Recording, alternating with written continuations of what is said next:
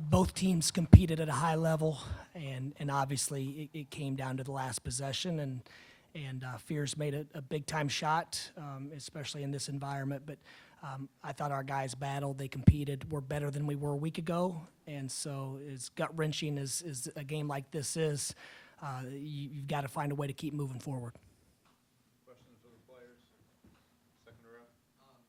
Trey, Vlad just had a great game. He had 26 points, and he was able to generate a lot of extra possessions off offensive boards. Both him and Danny were able to do that. Can you talk about the importance of getting those extra possessions and having that momentum going on offense? Harp on as a team, just trying to crash the glass, get those extra opportunities. That's what those guys do. I mean, they're 7-footers. Sends those spray out threes. That's Front row. Glad to enter. This is your fourth straight game against them decided by 3 points or less. What do you guys think you have to do better to maybe put these games away? Can you say it again, please? This is your fourth straight game where the game was decided by 3 points or less. It's just what you guys have to do. I think it's just a small place. Like obviously, it was all of the games was close. It just like don't let them have extra opportunities. It's like offensive rebounds. Don't turn the ball over. Don't have like bad fouls like when you're tired. So it's like it's a small things. We just have to execute better. that's like Bud said. I just think it comes down to executing and focusing. Carry the ball, little things like that. And overall, just not necessarily the last play, but can you talk about Fear's impact throughout the game, just being able to get to the line and just do a lot of things for them offensively? I mean, he's a great player. He has like good handling. He takes his time. He looks at his teammates. It's hard to play against player who wants to like find the other players. That creates more shots for him. So he's a good player. Trey, this seemed like tonight you guys just couldn't buy it look from here. Did you feel you guys were hitting good shots and it looked at the rim? I feel like we got a lot of shots from three, but I mean, you're gonna have nights like this where they just don't fall. But I mean, the biggest thing as a team is okay, when we have nights like this when they're not falling, how do we respond, and how can we find a way to win when they're not falling? Because that's a big part of our offense. Can you take us through the last play of your shot? It seems like you got a pretty good look at it. I mean, the ball ended up coming to me, and I just my teammates gave me an opportunity to knock it down, and it just didn't fall. That was pretty much it.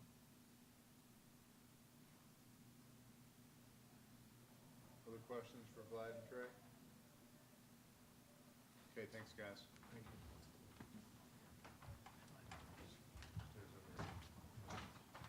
Any questions for Coach? What is it about Oklahoma today that just kept hanging around? What were they doing out of timeouts and really go on runs?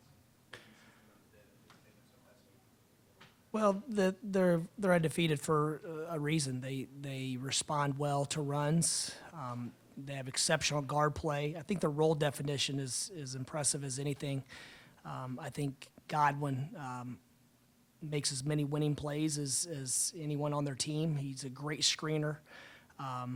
He's physical. He does a lot of the dirty work, and they have a good basketball team.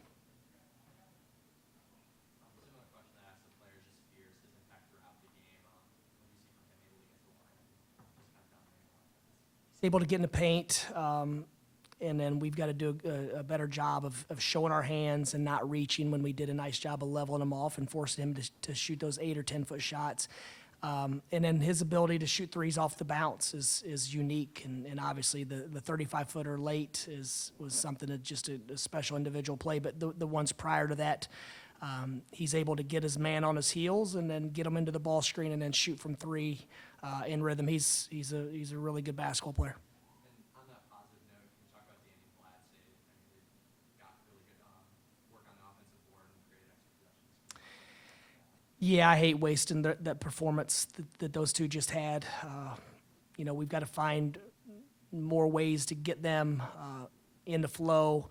We knew they were going to start loading the paint on those guys, and they did. And Ruben made a big three to one of our only threes of the game, and then last look, we'll take that. That's a great look by Trey. I thought we were in great rebounding position.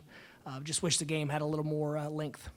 And did they start to make those adjustments to guard them more heavily kind of later on in the game because they noticed that you weren't making threes or that they were just kind of dominating that area of the game? Yeah, I mean, the 10 guys on the court, when they're playing, there's always a reaction in real time.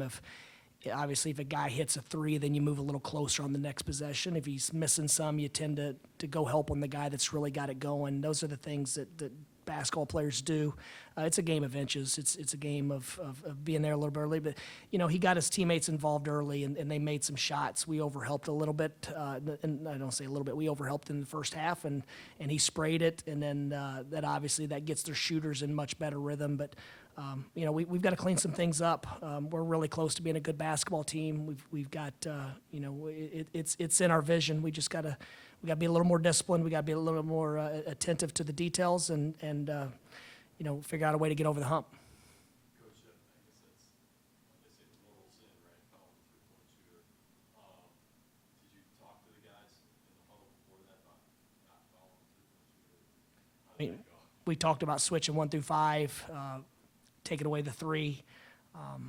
Obviously, a guy that we defended the first action really well, and then it's basketball. Stuff like that happens. I mean, I haven't seen exactly where he shot it from, but in my memory serves correct, he's sprinting towards the sideline, and I think his Roddy was on his side, and he created the contact and knocked it down, and then banged in the free throw. So obviously, I think we all know we're not looking to foul a three-point shooter, and stuff happens. And at the end of the game, on your last possession, did you feel like one of you guys got fouled and always go for the rebound? Yeah, I don't know. Dusty, I guess any question I ask the players, I guess, can you put your finger on, I guess, why this team is maybe struggling to put teams away? It's not one thing. We've got to get more of a killer mindset. We took care of the ball much better today. There were still a couple errors just on basic entries that they turned into a pick 6 late. We botched a blob. That's on me. We ran a very basic play to get it into Vlad's hands, and somebody saw something and bumped back the play. But that's on me. We got to execute better in that situation, especially late clock. And the last possession, just like at the Garden, Danny in open court, busted floor, and a ball screen. We're going to get a wide open shot, and he created that, and got a good look at it. How do you instill that killer mindset? Is that something you can coach? Absolutely, yeah. Everything is trained and taught, and we got to figure out the best way to go about it. And we do feel like we're a lot better than we were a week ago. We've started changing our practices, the format a little bit to try to, we played the veterans a lot of minutes too. That wasn't planned. The ebbs and flows of the game. You adjust and you do certain things, but I do think we shot too many threes that weren't step-in threes when we were scoring so effectively at the rim, and that's something on the fly during the game. We've got to be able to make those adjustments and counter how the game's going.